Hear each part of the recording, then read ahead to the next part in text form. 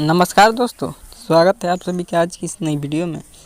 दोस्तों, आज की इस वीडियो में हम लोग जानेंगे कि फाइनेंस क्या है, व्हाट इज़ फाइनेंस, और इससे रिलेटेड क्वेश्चन के बारे में भी हम लोग जानेंगे जो कि गूगल पे काफ़ी ज़्यादा सर्च होता रहता है। तो चलिए शुरू करते हैं आज की इस वीडियो को।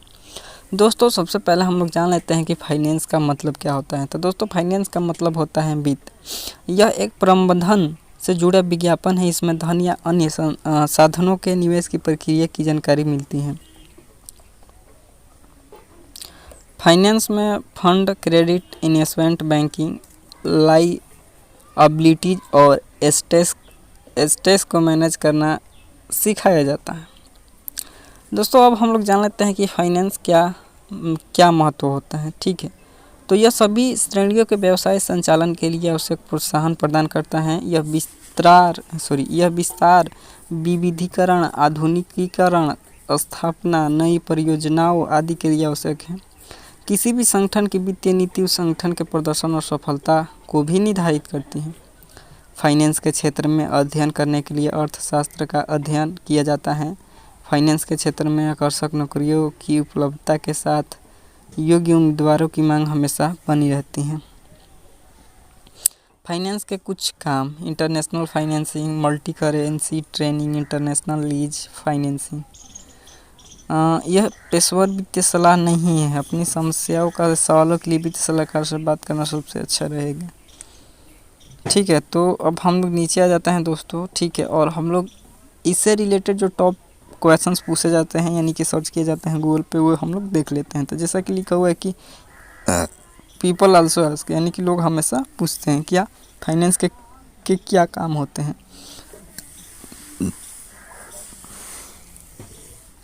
तो देखिए दोस्तों, यहाँ पे लिखा हुआ है, दरअसल फाइनेंस प्रबंधन से जुड़ा वह विज्ञापन है जिसमें धन या अन्य साधनों के निवेश की अनेक प्रक्रियाओं की जानकारी मिलती है। इसमें वित्तीय लेन देन के प्रबंधन के लिए नए नए तरीके ईजाद किए जाते हैं। इससे international financing, multi currency training, international lease financing आदि को जोड़ सकते हैं। फाइनेंस में क्या पढ़ाया जाता है?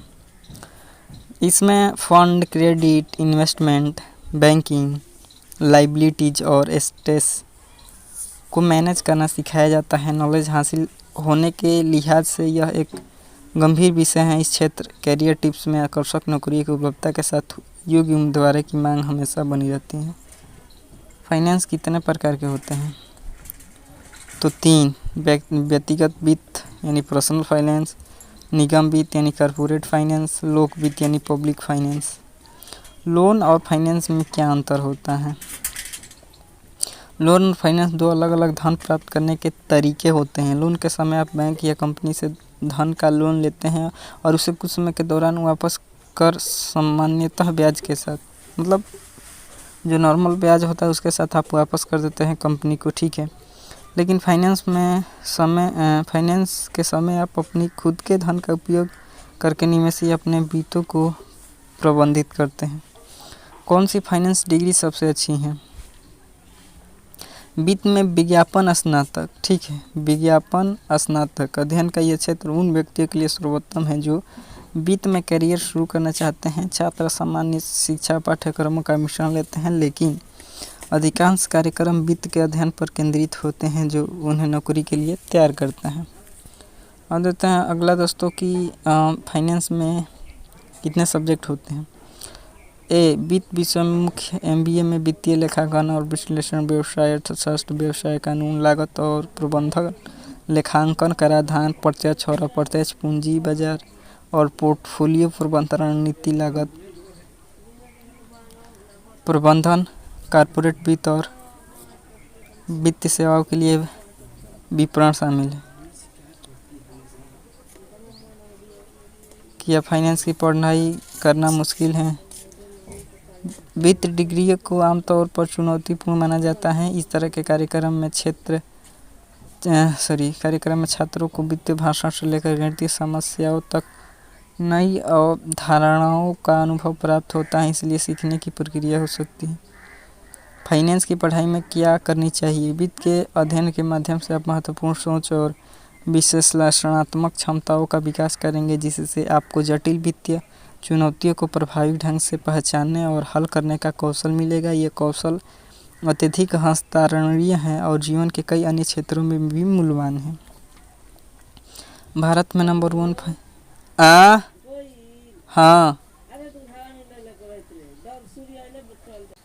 भारत में नंबर 1 फाइनेंस कंपनी कौन है? तो देखिए दोस्तों, लिखा हुआ सीरियल नंबर, बैंक का नाम।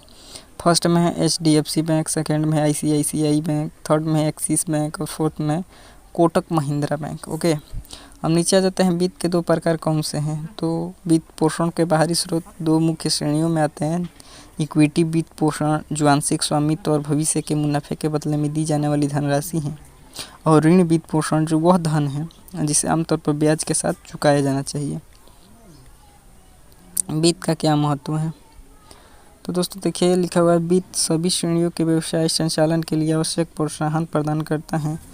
विस्तारण, विविधीकरण, आधुनिकीकरण, स्थापना, नई परियोजनाओं आदि के लिए वित्त आवश्यक है। किसी भी संगठन की वित्तीय नीति अधिक हद तक न केवल उसके अस्तित्व को निर्धारित करती हैं, बल्कि उस संगठन के प्रदर्शन और सफलता को भी निर्धारित करती हैं। ब्याज पर पैसा कौन देता है? बैंक या वित्त संस्थाओं के पास चूंकि इस काम के लिए लाइसेंस हैं, तो वे रिजर्व बैंक के नियमों को फॉलो करते हुए ब्याज पर पैसा दे और ले सकते हैं। देश में कई गरीब और ज़रूरतमंद लोग ऐसे भी हैं जिनकी पहुंच बैंक तक नहीं होती या बैंक किन्हीं कारणों से उन्हें लोन देने से मना कर देता है। ऐसे लोगों को पैसा तो चाहिए ही होता है। फाइनेंस के लिए पढ़ाई कैसे करें? पॉडकास्ट सुनने और वित्त को उन विशिष्ट क्षेत्रों के बारे में किताबें पढ़ने से जिनमें आपकी रुचि है, अधिक जटिल वित्तीय विषयों को समझने और सीखने की प्रक्रियाओं को तेज करने में मदद मिलती है। वहाँ कई सशुल्क और निःशुल्क पाठ्यक्रम भी हैं जो वित्त और निवेश के विभिन्न क्षेत्र में पाठ्यक्रम प्रदान करते हैं। क्या मैं बिना गणित के फाइनेंस कर सकता हूँ? हाँ, आप MBA फाइनेंस के लिए आवेदन कर सकते हैं। यदि आप प्रवेश परीक्षा दे रहे हैं तो गणित की थोड़ी आवश्यकता हो सकती है, लेकिन जहाँ तक MBA फाइनेंस का सवाल है तो आपको केवल सांख्यिकी और बुनियादी गणित का ज्ञान होना चाहिए, जो पर्याप्त होगा। वित्त में MBA के लिए पात्र होने के लिए 12वीं या स्नातक में गणित की आवश्यकता नहीं है। मैं 12वीं के बाद फाइनेंस में कैसे जा सकता हूँ? वित्त पाठ्यक्रम के लिए पात्र होने के लिए उम्मीदवारों को कम से कम 50% अंक के साथ 12th कक्षा उत्तीर्ण होनी चाहिए। वित्त में विशिष्ट BCom और MCom डिग्री कार्यक्रमों के अलावा कोई CA, CA, ICWAI, CFA, CP आदि जैसे पेशेवर कार्यक्रम में से चुन सकता है। पढ़ाई के लिए कौन सी बैंक लोन देती हैं? इसके अलावा इंडियन बैंक ऑफ इंडिया और IDBI बैंक भी सी रेट ऑफ इंटरेस्ट पर एजुकेशन लोन देते हैं। इंडियन बैंक 7 साल के 20 लाख रुपए के लोन के लिए 7.9% की ब्याज दर लेता है। इसकी EMI 31,073 रुपये होती हैं। बैंक ऑफ बड़ौदा 7 साल की अवधि के 20 लाख रुपए की शिक्षा ऋण पर 7.9% की दर से ब्याज वसूलता है। बैंकिंग एंड फाइनेंस कोर्स कितने साल का होता है? यहाँ जानकारी के लिए बता दें कि यह एक 3 साल का डिग्री कोर्स है, जिसको करने के बाद कैंडिडेट को अकाउंटिंग और फाइनेंस की बहुत अच्छी समझ आ जाती है। आपने फाइनेंस में करियर क्यों चुना? उम्मीदवारों द्वारा आपने फाइनेंस में करियर क्यों चुना? उम्मीदवारों द्वारा वित्त चुनने का एक मुख्य कारण यह है कि यह उद्योग, लेखांकन, लेखा परीक्षा, कराधान, निवेश, बैंकिंग आदि में स्थिर करियर विकल्प प्रदान करता है। लगातार विकसित हो रहे उद्योग के रूप में नौकरी के अवसरों के प्रकार और संख्या में वृद्धि होती रहती है। कौन सा बैंक 7 साल के लिए पर्सनल लोन देता है? इंडियन बैंक 7 साल की अवधि के लिए पर्सनल लोन देता है। वित्त में क्रेडिट क्या है? क्रेडिट का उद्देश्य तुरंत भुगतान किए बिना पैसे तक पहुंचना या खरीदारी करना है। इसके बदले बाद की तारीख में भुगतान करने का वादा किया जाता है। आप जिस प्रकार के क्रेडिट का उपयोग करना चाहते हैं उसके आधार पर लोन देने वाला एक सुरक्षित या असुरक्षित लोन अथवा क्रेडिट कार्ड जारी करता है। वित्तीय सेवाओं के 4 प्रकार क्या हैं? इतिहास, बैंक, विदेशी मुद्रा निवेश, बीमा, अन्य वित्तीय सेवाएं। फाइनेंस के लिए कितनी उम्र चाहिए? तो देखिए दोस्तों, यहाँ पर लिखा हुआ है, ठीक है, टोटली कि मतलब फाइनेंस के लिए कितनी उम्र चाहिए। तो एक साइड में बैंक लोन यानी संस्था लोन राशि, योग्य आयु आप पढ़ सकते हैं इसे पॉज करके। फाइनेंस में कितना मैथ्स चाहिए? मेरे अनुभव में अधिकांश वित्तीय गणित बहुत सरल है। यदि आप जोड़ सकते हैं, घटा सकते हैं, गुणा कर सकते हैं या विभाजित कर सकते हैं, शायद थोड़ा बीजगणित भी कर सकते हैं, तो आप संभवतः अच्छा करेंगे। ईमानदारी से कहूँ तो उदाहरण के लिए यदि आपको किसी निवेश का पता लगाने के लिए वास्तव में उन्नत गणनाएं करनी पड़ रही हो तो संभवतः यह एक अच्छा निवेश नहीं है। क्या मैं 12वीं कॉमर्स में मैथ्स ले सकता हूँ? हाँ, अगर आप कॉमर्स में करियर बनाने की योजना बना रहे हैं तो आपको इसे लेना चाहिए। यदि आप इसे अभी ले रहे हैं और किसी अन्य क्षेत्र में अपना करियर बनाना चाहते हैं तो मैं आपको इसे न लेने का सुझाव दूंगा। कॉमर्स में अच्छे भविष्य के लिए गणित लेना बेहतर होगा, नहीं तो गणित बोर्ड के अंकों पर भी असर डाल सकता है। अर्थशास्त्र के लिए कौन सा गणित चाहिए? फाइनेंस मैनेजर कौन बन सकते हैं? वित्त प्रबंधक के रूप में आपका करियर स्नातक की डिग्री से शुरू होता है। इस प्रकार अर्थशास्त्र, लेखांकन, व्यवसाय, प्रशासन, वित्त या किसी अन्य संबंधित क्षेत्र में 4 साल की स्नातक डिग्री हासिल करना आवश्यक है। तुरंत लोन कौन देता है? सबसे जल्दी पर्सनल लोन कौन सा बैंक देता है? उत्तर, IDFC, फर्स्ट बैंक एवं एक्सिस जैसे कई bank instant personal loan offer करते हैं। हालांकि अगर आप HDFC बैंक के प्री अप्रूव्ड कस्टमर हैं तो आप बैंक पर्सनल लोन के आवेदन के 10 सेकंड के भीतर लोन राशि आपके अकाउंट में जमा करने का दावा करते हैं। 5 लाख तुरंत कैसे प्राप्त करें? क्या आप तत्काल वित्तीय आवश्यकता को पूरा करने के लिए रुपये 5 लाख की एक मुश्त राशि चाहते हैं? अगर आगे मत देखिए। आप 9वीं से 100% कागज रहित तरीके से रुपये 5 लाख का तत्काल व्यक्तिगत ऋण प्राप्त कर सकते हैं। यह सुविधाजनक और तेज है और अंतिम उपयोग पर कोई प्रतिबंध नहीं है। आप इस राशि का उपयोग किसी भी वित्तीय आवश्यकता को पूरा करने के लिए कर सकते हैं। स्टूडेंट लोन पर ब्याज कितना है?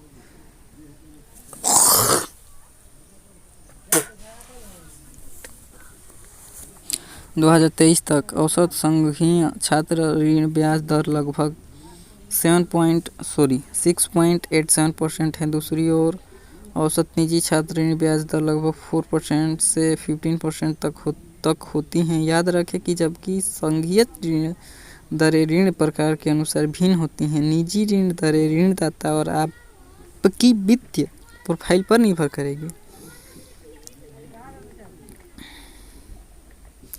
फाइनेंस की पढ़ाई क्यों करनी चाहिए? वित्त के अध्ययन के माध्यम से आप महत्वपूर्ण सोच और विश्लेषणात्मक क्षमताओं का विकास करेंगे, जिससे आपको जटिल वित्तीय चुनौतियों को प्रभावी ढंग से पहचानने और हल करने का कौशल मिलेगा। ये कौशल अत्यधिक हस्तरणीय हैं और जीवन के कई अन्य क्षेत्रों में भी मूल्यवान है। फाइनेंस कितने प्रकार के होते हैं? फाइनेंस के प्रकार कितने होते हैं? टाइप्स ऑफ फाइनेंस 3 प्रकार होते हैं दोस्तों, मैंने आपको पहले ही बता दिया है।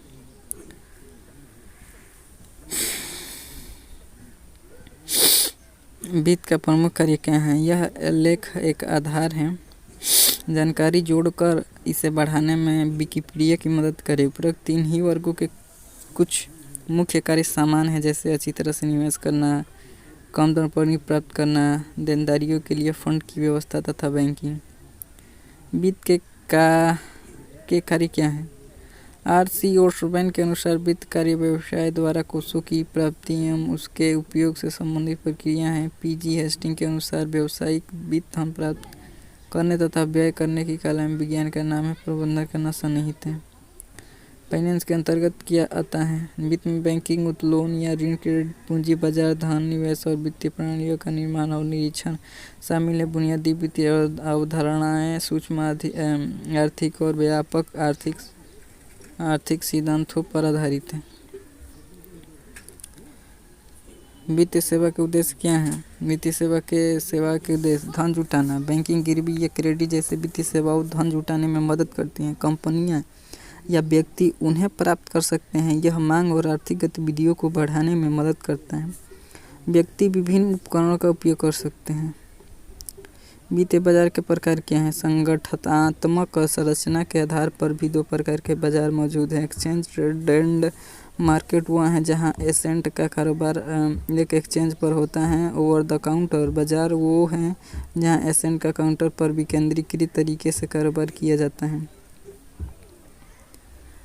क्या फाइनेंस पर कितना ब्याज लगता है? तो नीचे लिखा हुआ है, आप इसे पॉज करके पढ़ सकते हैं। फाइनेंस में कितना ब्याज लगता है ये मैंने बताया। कॉमर्स के क्या फ़ायदे हैं? फाइनेंस की सैलरी कितनी होती है? शुरुआती में किसी कंपनी से जुड़ने पर प्रति माह 20 से 25 हज़ार रुपये तक होती हैं, जबकि 5 से 7 साल का अनुभव होने पर ये बढ़कर 45 से 55 हज़ार रुपये प्रति माह तक पहुँच जाती हैं। आज कई ऐसे पेशेवर जो 1.5 लाख रुपये प्रति माह तक कमा रहे हैं। बैंक मैनेजर के लिए कौन सी पढ़ाई करनी होती है? बैंक मैनेजर पद के लिए एक व्यवस्थापन की पदार्थ डिग्री MBA या PGDM होना अनिवार्य है। बैंक मैनेजर पद के लिए उम्मीदवार को सरकारी बैंकों में आयोजित IBPS परीक्षा पास करनी होती है। इसके लिए उम्मीदवार को बैचलर्स में 60% अंकों के साथ पास होना आवश्यक है। स्कूल के लिए कितना लोन मिल सकता है? कितना मिलेगा लोन? देश में पढ़ाई के लिए 4 लाख रुपए तक के एजुकेशन लोन पर किसी प्रकार की सिक्योरिटी जमा कराने की जरूरत नहीं होती, यानी बिना गारंटी 4 लाख रुपए तक का एजुकेशन लोन मिल जाता है। अगर आप 4 से 6.5 लाख यानी 6.5 लाख रुपए के बीच एजुकेशन लोन लेते हैं तो इसके लिए किसी तीसरे व्यक्ति को गारंटर बनाना होगा। क्या फाइनेंस की पढ़ाई करना मुश्किल है? वित्तीय डिग्रियों के आमतौर पर चुनौतीपूर्ण माना जाता है। इस तरह के कार्यक्रम में छात्रों को वित्तीय भाषा से लेकर गणितीय समस्याओं तक नई अवधारणाओं का अनुभव प्राप्त होता है, इसलिए सीखने की प्रक्रिया हो सकती है। भारत में नंबर 1 फाइनेंस कंपनी कौन है? तो देख सकते हैं सबसे ऊपर में HDFC, ICICI, axis, Kotak Mahindra. वित्त का अध्यक्ष कौन है? 15वें वित्त आयोग ने अध्यक्ष श्री NK सिंह के नेतृत्व में वर्ष 2021 से 2021-22 से 2025-26 तक की अवधि के लिए अपनी रिपोर्ट राष्ट्रपति को सौंपी। आयोग के सदस्य श्री अजय नारायण झा, प्रो अनूप सिडा, अशोक लाहड़ी और डॉक्टर। फाइनेंस कैसे काम करता है? वित्त पोषण, व्यावसायिक गतिविधियों, खरीदारी करने या निवेश के लिए धन उपलब्ध कराने की प्रक्रिया है। वित्तीय संस्थान जैसे बैंक व्यवसाय, उपभोक्ताओं और निवेशकों को उनके लक्ष्य हासिल करने में मदद करने के लिए पूंजी प्रदान करने के व्यवसाय में है। वित्त का लक्ष्य क्या है? आमतौर पर वित्तीय प्रबंधन का प्राथमिक लक्ष्य अधिकतम लाभ कमाना है। लाभ अधिकतमीकरण लाभ को अधिकतम करने के लिए उपलब्ध संसाधनों का उनकी पूरी क्षमता से आकलन और उपयोग करने की प्रक्रिया है। इससे अपने निवेश पर उच्चतम संभावित रिटर्न की उम्मीद करने वाले कंपनियों के शेयरधारकों के लिए सबसे बड़ा लाभ है। 4 मुख्य वित्तीय लक्ष्य क्या हैं? स्थिरता, तरलता, लाभप्रदता और दक्षता। वित्तीय बाजार के लाभ क्या हैं? फाइनेंशियल मार्केट एवं प्लेटफॉर्म या सिस्टम है जहां खरीदार और विक्रेता स्टॉक, बांड, कमोडिटी, करेंसी और डेरिवेटिव जैसे फाइनेंशियल एसेट का ट्रेड करते हैं। यह पूंजी के आदान प्रदान के माध्यम के रूप में कार्य करता है और किसी अर्थव्यवस्था में संसाधनों को कुशलतापूर्वक आवंटित करने में मदद करता है। क्या फाइनेंस एक अच्छा वेतन है? भारत में वित्त के लिए औसत वेतन 6,50,000 प्रति वर्ष है। भारत में वित्त के लिए औसत वेतन 6,50,000 प्रति वर्ष है। भारत के में वित्त के लिए औसत अतिरिक्त नगद मुआवजा 1.5 लाख है, जिसकी सीमा 22,000 से 3,80,000 का है। वेतन का अनुमान भारत में वित्त कर्मचारियों द्वारा ग्लासडोर को गुमनाम रूप से प्रस्तुत किए गए 973 वेतन पर आधारित है। क्या भारत में 13 लाख एक अच्छी सैलरी है? वित्तीय वर्ष 2012-13 FY 13 में औसत आय भारतीय माध्यम 4.4 लाख रुपये से बढ़कर वित्त वर्ष में 22 में 13 लाख रुपये हो गई हैं। रिपोर्ट के मुताबिक इसके 2 कारण हैं। एक, कई करदाता निम्न आय वर्ग से उच्च आय वर्ग में स्थानांतरित हो गए हैं, जिससे औसत में उछाल आया है। 12वीं पास बैंक मैनेजर बन सकता है? बैंक मैनेजर बनने के लिए आपके पास कम से कम वित्त या संबंधित विषय में स्नातक की डिग्री होनी चाहिए। उदाहरण के लिए आप बैचलर ऑफ कॉमर्स BCom या bachelor of business administration BBA अर्जित कर सकते हैं। बैंक के लिए कौन सी डिग्री चाहिए? बैंक एग्ज़ाम के लिए क्वालिफ़िकेशन। यदि आप एग्ज़ाम के लिए अप्लाई करना चाहते हैं तो आपकी qualification BA, BCom, BSc engineering और किसी भी विषय में आप ग्रेजुएट होना चाहिए। बैंक की नौकरी में कितने पैसे मिलते हैं? बैंक PO बनने के लिए IBPS की परीक्षा पास करनी होती है। इस परीक्षा को पास करने के बाद बैंक PO का वेतन 23,700 रुपये से 42,000 रुपये तक होता है। बैंक PO का वेतन 23,700 रुपये से 42,000 रुपये तक होता है। भारत में 1 करोड़ का लोन कैसे मिलता है? हाँ, भारत में किसी बैंक से 1 करोड़ का ऋण प्राप्त करना संभव है, लेकिन मंजूरी आपकी साख, आय, संपार्श्विक और बैंक की ऋण नीतियों जैसे विभिन्न प्रकार के कारकों पर निर्भर करती हैं। ऐसे ऋण के लिए आवेदन करने के लिए आपको आमतौर पर दस्तावेज उपलब्ध कराने और बैंक को पात्रता मानदंडों को पूरा करने की आवश्यकता होगी। स्कूल खोलने के लिए कौन सी डिग्री होनी चाहिए? ED की डिग्री होना आवश्यक है।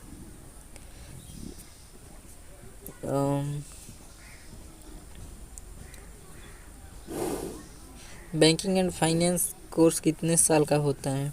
यहाँ जानकारी के लिए बता दें कि यह एक 3 साल का डिग्री कोर्स है, जिसको करने के बाद कैंडिडेट को अकाउंटिंग और फाइनेंस की बहुत अच्छी समझ आ जाती है।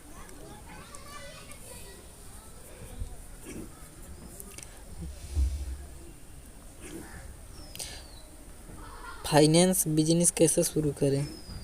कानूनी सेटअप तय करें कि आप किस प्रकार की कंपनी शुरू करना चाहते हैं, जैसे प्राइवेट लिमिटेड कंपनी या LLP। अपनी कंपनी को सरकार के साथ पंजीकृत करें। लाइसेंस और अनुमोदन यदि आवश्यक हो तो यदि आप वित्तीय सेवाएं प्रदान करने की योजना बना रहे हैं तो सरकार और RBI से लाइसेंस प्राप्त करें।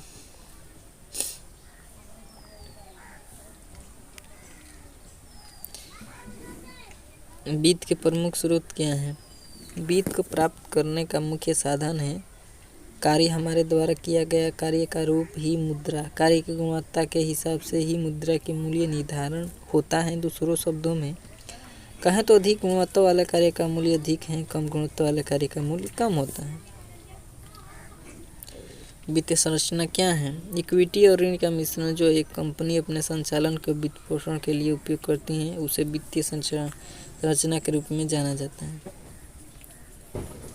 वित्त आवश्यकता क्या है? वित्तीय आवश्यकता क्या है? आय। सबसे बुनियादी वित्तीय आवश्यकता भोजन, आवास और उपयोगिताओं जैसे बुनियादी जीवन व्यय को कवर करने के लिए आए हैं। आय कई रूप ले सकती है, मजदूरी और लाभांश से लेकर सरकारी लाभ या परिवार या दोस्तों से हस्तांतरण तक। आय वित्तीय सुरक्षा का आधार है। पूंजी के क्या फायदे हैं? पूंजीगत खरीदारी करने का एक प्रमुख लाभ यह है कि यह व्यवसाय को भविष्य में उन्हें बेचने की चिंता किए बिना दीर्घकालिक परिसंपत्तियों में निवेश करने की अनुमति देता है। यह व्यवसाय के लिए मानसिक शांति और स्थिरता प्रदान कर सकता है, साथ ही नकदी प्रवाह को भी मुक्त कर सकता है, जो अन्यथा निवेशों में बंध जाता है। भारत में वित्त बाजार कौन नियंत्रित करता है? भारत में पूंजी बाजार सेबी द्वारा नियंत्रित किया जाता है।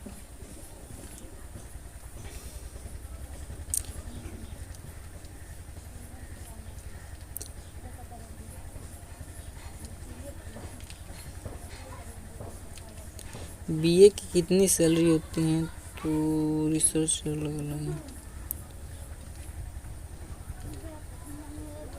सबसे वित्त की कैटेगरी में तो वित्त और पूंजी में क्या अंतर है? पूंजी संरचना धन के विभिन्न प्रकार के दीर्घकालिक स्रोतों का एक संयोजन है। वित्तीय संरचना विभिन्न प्रकार के दीर्घकालिक और अल्पकालिक स्रोतों का एक संयोजन है।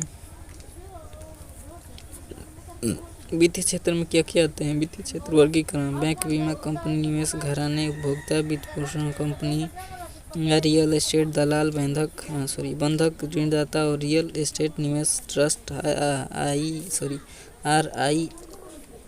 REIT सभी वित्तीय उद्योग का हिस्सा हैं। वित्तीय संस्थान बैंक और गैर बैंकिंग वित्तीय संस्थान सभी वित्तीय उद्योग का हिस्सा हैं। वित्तीय विकास की परिभाषा की है। आर्थिक विकास से आशय उस प्रक्रिया से है जिसके परिणाम स्वरूप देश के समस्त उत्पादन साधनों का कुशलतापूर्वक दोहन होता है। साथ ही राष्ट्रीय आय और प्रति व्यक्ति आय में निरंतर एवं दीर्घकालिक वृद्धि होती है तथा जीवन स्तर एवं मानव विकास सूचकांक में सुधार की स्थिति उत्पन्न होती है।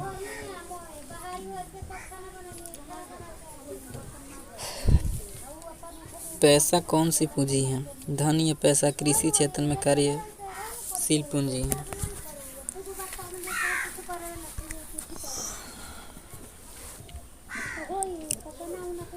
पूंजी के दो प्रकार क्या हैं?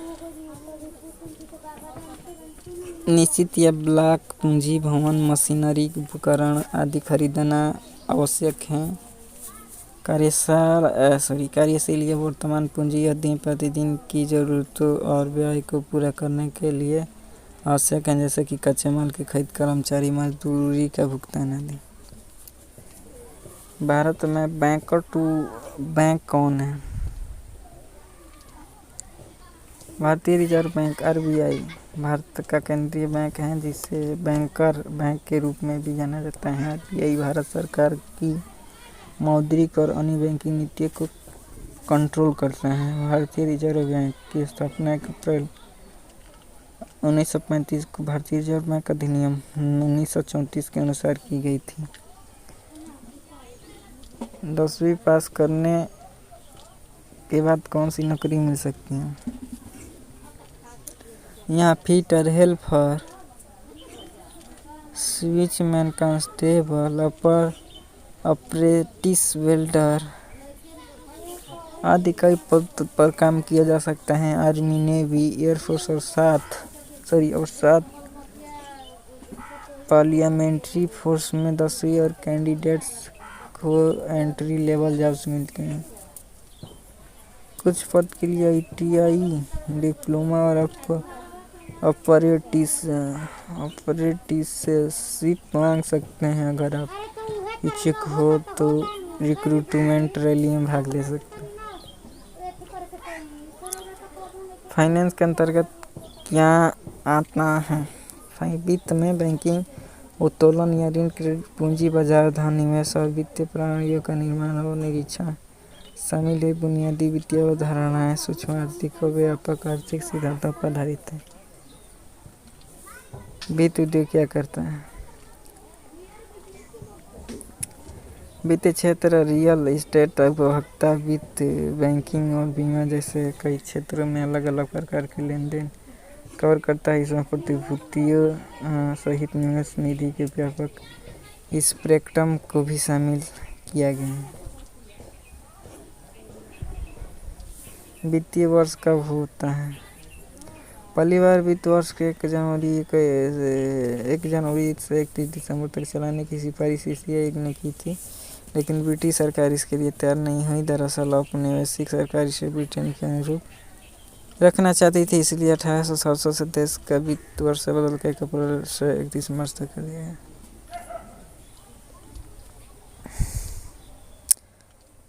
भारत में वित्तीय वर्ष क्या होता है?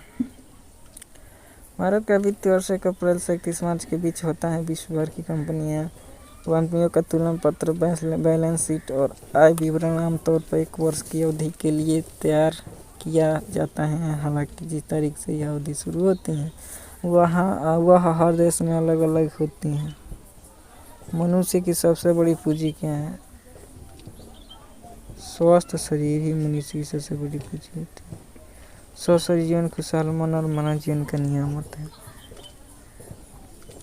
पूंजी की कमी क्या है? पूंजी या पूंजीगत कमी को कम करना एक कंपनी के स्टॉक को कम करना है। पूंजी में कमी के दौरान कभी कभी कंपनी शेयरधारक को कंपनी के स्टॉक का एक हिस्सा लौटा देती है। संयुक्त स्टॉक कंपनी या सीमित देयता कंपनी में पूंजी की मात्रा को कम करने के लिए। पूंजी की कमी खाता क्या है? एक्सप्लेनेशन। पूंजी की कमी का अर्थ है कि अंतिम नकद वितरण के बिंदु पर एक या एक से अधिक साझेदार के पास उनके पूंजी खाते में डेबिट शेष है। पूंजी की कमी परिसमापन हानि परिसमापन से पहले अत्यधिक निकासी या पूर्वावधि में आवर्ती हानियों से उत्पन्न हो सकती है। तो दोस्तों, उम्मीद करता हूँ कि आज की वीडियो आपको पसंद आई होगी। यदि आपको वीडियो पसंद नहीं हो तो चैनल को सब्सक्राइब कर दीजिए। वीडियो को लाइक, शेयर और कमेंट करके बताइएगा कि वीडियो आपको कैसी लगी। चलिए मिलते हैं आपसे नेक्स्ट वीडियो में।